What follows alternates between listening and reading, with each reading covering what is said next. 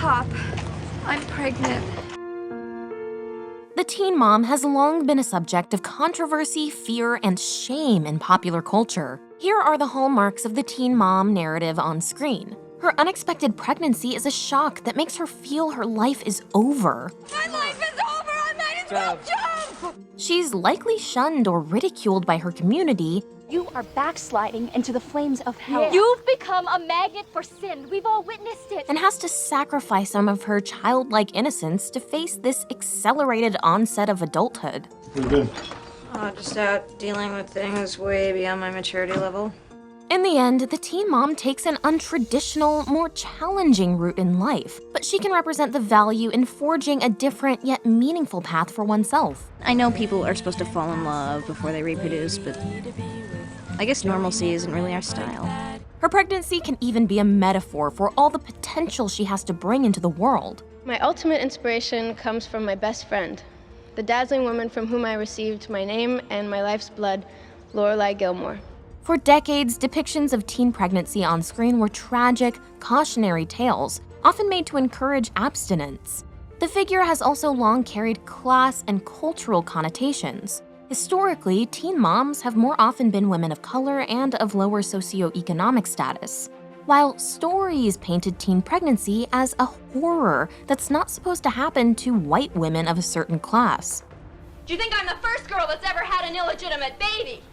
It happens every day! Not in my house, it doesn't! Starting in the 2000s on, this trope pivoted as the teen mom character could be independent, lighthearted, and anything but doomed. More recently, some even fear the teen mom is becoming glamorized in the wake of a boom in teen mom reality TV shows and the high-profile pregnancy of 19-year-old Kylie Jenner, who long aspired to young motherhood. I can't wait to be a mom, even though I'm 15. I would love to be a mom. Here's our take on the teen mom trope, how she mirrors our changing attitudes, and why she's stuck with the burden of representing the future of her whole society.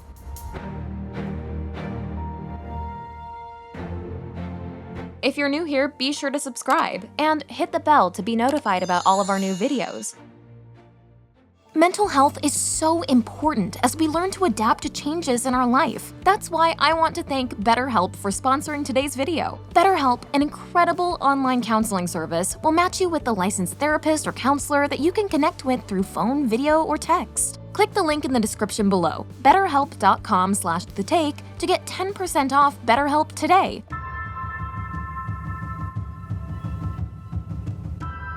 The idea of being a teen mom wasn't always a shock. She hath not seen the change of 14 years. Let 2 more summers wither in their pride. We may think her ripe to be a bride. Younger than she. A happy mother's maid. Before the 1800s, many women married as teens, and typically had children shortly after. But by the turn of the 19th century, the average age for first-time motherhood had crept up to 23 years old. Fast forward to the rise of second-wave feminism around the 1960s, they are conditioning us to take the place of, say, the average housewife. And more women were prioritizing careers, starting families later or not having them at all. Don't forget to take your pill. I won't.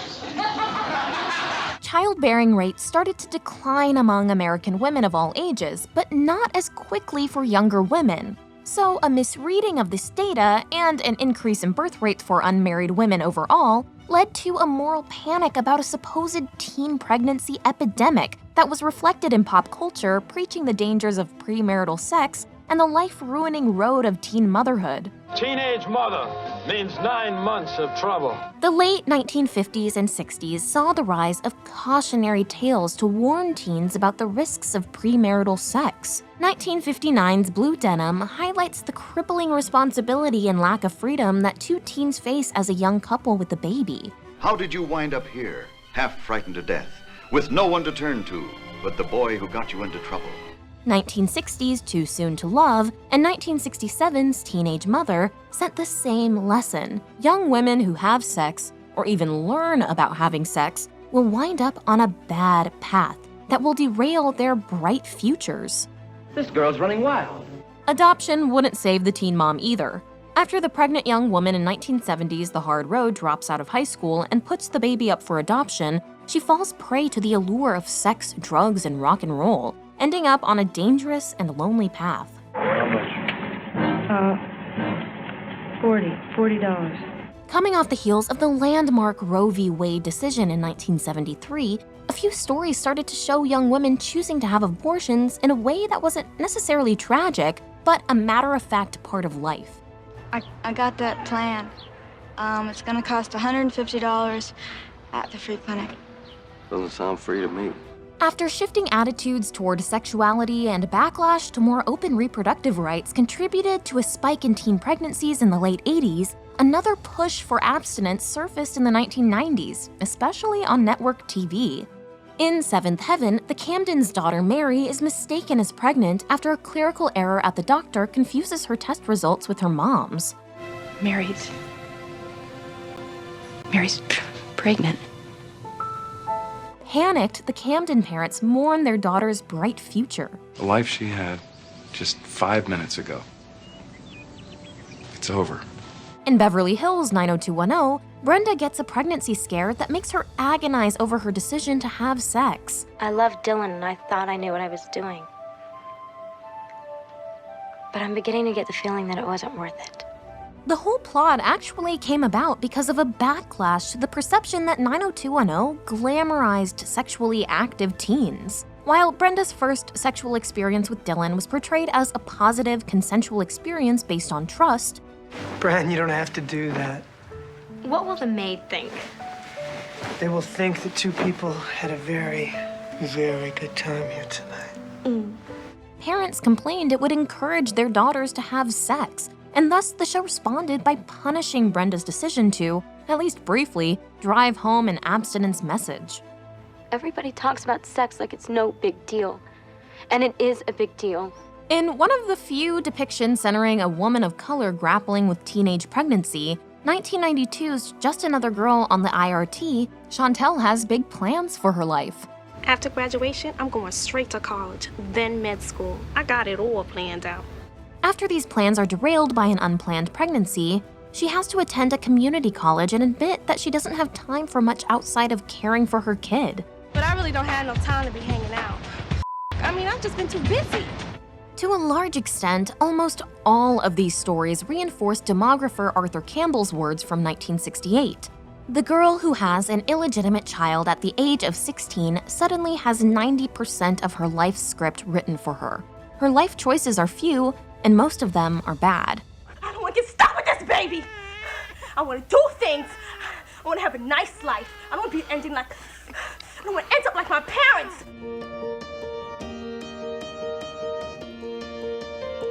The early 2000s saw a redefinition of the teen mom trope, one who's less ashamed, arguably trendy, and even heroic. 2000's show Gilmore Girls centered on former teen mom Lorelai Gilmore and her refreshingly close relationship with her now teen daughter. She filled our house with love and fun and books and music. As she guided me through these incredible 18 years, I don't know if she ever realized that the person I most wanted to be was her. Lorelai demonstrated that a woman could have and keep a baby as a teenager and go on to live a happy, successful, and independent life. I worked my way up. I run the place now. I built a life on my own with no help from anyone. Instead of being forever stunted and traumatized by her teenage pregnancy, Lorelai is a joyful, fun person who's continuing to grow and mature even well into adulthood. I am a grown woman, Says the woman with the Hello Kitty waffle iron. She was also a revolutionary in that she rejected all of the early teen mom's 3 options, early marriage, adoption, or abortion, and actively chose to be a single mom. Meanwhile, 2001's Reba broke the cliche that the teen mom's parents always freak out on her. The titular character instills confidence in her newly pregnant teen daughter, assuring her she can control her own narrative. I should be practicing the new Cakeland routine for tonight's halftime show, not getting married and having a baby. Just because things are different, don't mean they have to be bad. 2004's dark comedy Saved uses dark humor and irony to poke fun at the historically preachy, moralized approach that long judged the teen mom. The only reason pregnant teen Mary had sex in the first place is because of her vision of Jesus Christ himself telling her to help her gay boyfriend. Dean needs you now. You must do all you can to help him. The movie subverts the stigma of the trope, as Mary's crush, who's not the father of the baby, still asks her to prom. It really doesn't matter to me. While the actual father of her baby is thrilled to learn the news. You're pregnant? That is so awesome. A similar tonal shift can be felt in 2007's Juno, which addresses what was a previously grim subject matter with levity. At school, everyone's just like grabbing my belly all the time. It's crazy, but yeah, I'm a legend, you know? They call me the Cautionary whale.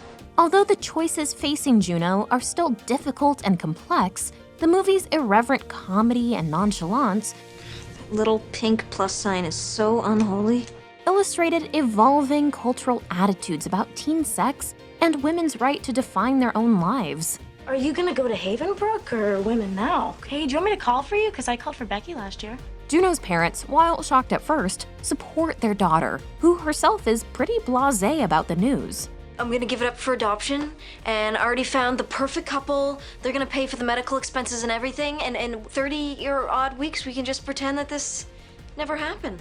At the end of those 30-odd weeks, Juno can move on from giving up her baby for adoption without serious turmoil or tragedy and proceed with her life pretty much as she'd planned to before. 2009's 17 Again centers on the dad in a teen pregnancy, who later in life gets the chance to become a teen again and revisit his choices. This is my chance to have my life over, but to do it right. It ends with the moral that, far from messing up his life, starting a family with his pregnant teen girlfriend first was the best decision he ever made. You're the best decision I ever made. I just forgot. By 2013, the sitcom Mom, portraying 3 generations of teen moms, deals with dark issues like struggles with addiction, but far from those days when it was a grim, cautionary tale, the story's told through jokes and a laugh track. Never have I ever faked a toothache just to get nitrous. So, from the 2000s on, although pregnancy made life more challenging for a young woman, it didn't have to outright define or derail her. She could have an unplanned pregnancy and still have options and a future, no matter what decision she made. As long as you're sure of your decision, then I'll be okay.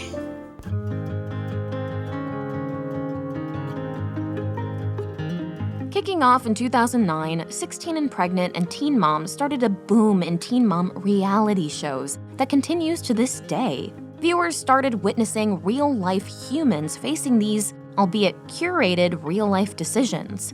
It was difficult. It was difficult trying to navigate adult decisions so young. More recently, Kylie Jenner garnered much attention not only for getting pregnant at 19 in 2017, she was 20 when she gave birth to Stormi in 2018, but also for voicing her desires even before that to become a mom at a young age. In her words, "It's genuinely what I wanted, to be a young mom." Critics have worried that putting real-life teen moms in the spotlight might even cause baby fever, or young women making poorly thought-out choices out of celebrity envy. Even Teen Mom 2 star Kaylin Lowry criticized Kylie for potentially giving young girls who don't have her funds the wrong impression of what young motherhood is like. When you're that young and you have that much money and you're able to have a nanny or have a lot of help, that shows that it's kind of glamorous to have a kid so young. This isn't the first time this argument has been raised. In 2007, Jamie Lynn Spears shared her pregnancy news at age 16 and was also criticized for glamorizing teen pregnancy. 18 girls at one high school did become pregnant in the same year. Some thought pop culture was to blame. Jamie Lynn Spears and Bristol Palin were in the news. In reality, though, her trajectory followed the old narrative for this trope. She was shamed for her choice, and her budding career was effectively stopped in its tracks. My family was here with me, but we got a line of agents and managers that are all on the phone saying, "Damage control, well, what do we do?" Worries that now Kylie or the ongoing Teen Mom show are encouraging more teen moms ultimately just repackage that same old moral panic of the 20th century. The idea that teens can't see stories about a young woman having sex or making a particular choice without rushing to thoughtlessly copy characters or celebrities. According to Melissa Kearney of the Brookings Institution, a spotlight on the teen mom can have quite the opposite effect. In the places where more young adults were watching MTV, we see significantly larger declines in teen childbearing. And 16 and Pregnant has in fact been credited with contributing to a decline in teen pregnancy. We attribute 5.7% reduction in teen childbearing to the introduction of 16 and Pregnant in June 2009. Teen mom reality shows allow viewers to vicariously experience and visualize the reality of becoming a mother, which is no joke. Of course, there's an important way that Kylie Jenner's pregnancy is very different to the vast majority of real teen mom experiences. At just 21, Jenner is worth $1 billion.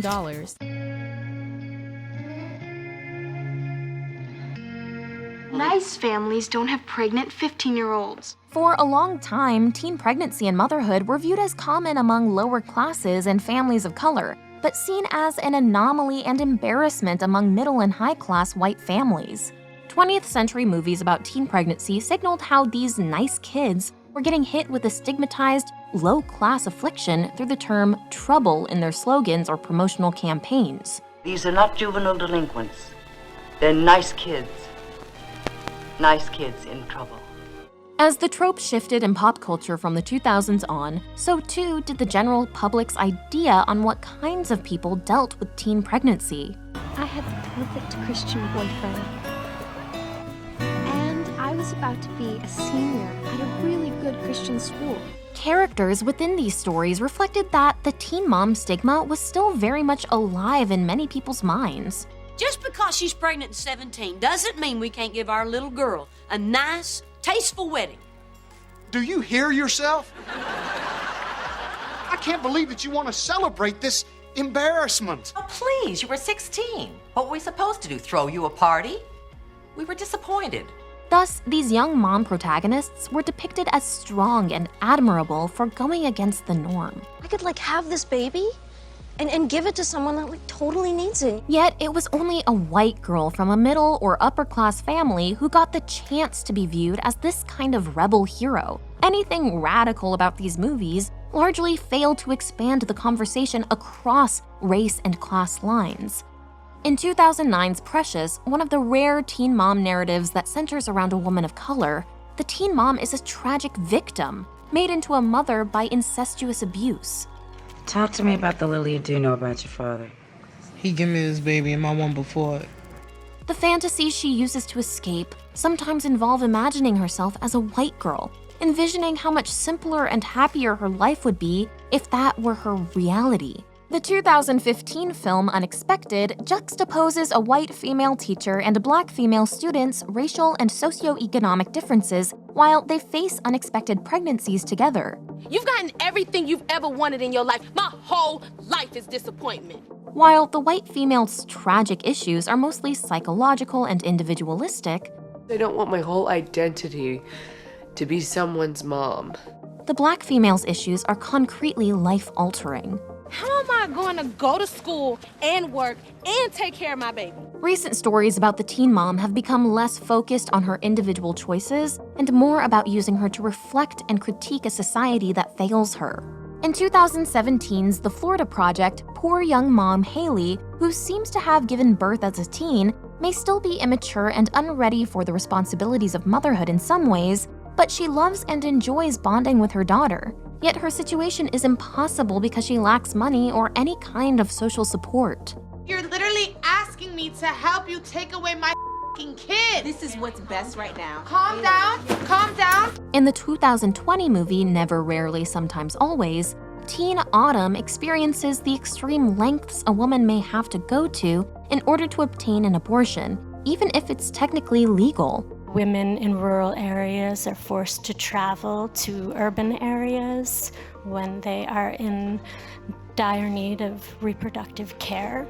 The implicit takeaway is that many women in her situation won't really be able to make a choice, and that young women are in essence being forced into teen motherhood. In Shameless, 15-year-old Debbie Gallagher actively tries to get pregnant. Despite her family's poverty and the shock of parenthood, she manages to scrape by and adores her daughter. So it's not a tragic tale. I'm trying to set a good example for Franny. When life gets tough, you smack a smile on your face and face the day. But we can see how growing up poor with unreliable parents has shaped her expectations for her future. And teen pregnancy is also shown to be a relatively common part of life in Debbie's community. Can your night nurse watch my quandary too? Sure, no problem. It's only $20 an hour. 20 bucks? Premium infant care doesn't come cheap, ladies. More broadly, the teen mom can be seen as a stand-in for viewers facing any big decision or crossroads. I'm pregnant. What should we do? We can relate to teen pregnancy as a metaphor for the worry that the future might turn out not at all like we expected, or that big responsibility is coming sooner than we like. But if she can survive the most unexpected, life-altering challenge, then we can find our way too. I'm scared. Good, because nothing is as frightening or as wonderful as becoming a mother. This is The Take on your favorite movies, shows, and culture. Thank you so much for watching and for supporting us. Please subscribe and never miss a take. Thanks again to BetterHelp for sponsoring today's video. Sponsors like BetterHelp support our channel and making even more videos for you. I'm also really excited to tell you about BetterHelp because, given the stress of the last year, we could all benefit from speaking with a licensed therapist or counselor from the comfort of home. All you have to do is fill out a free questionnaire, and within 24 hours, you'll be matched with a therapist who fits your specific needs. BetterHelp has counselors who specialize in areas like anxiety and depression, so you know you're getting care that's tailor-made for you. BetterHelp is also super affordable, and it's available worldwide. So click the link in the description below, betterhelp.com/thetake, to get 10% off today. Just keep in mind that BetterHelp is not a crisis line. If you need immediate assistance, we'll leave a link to a crisis helpline below.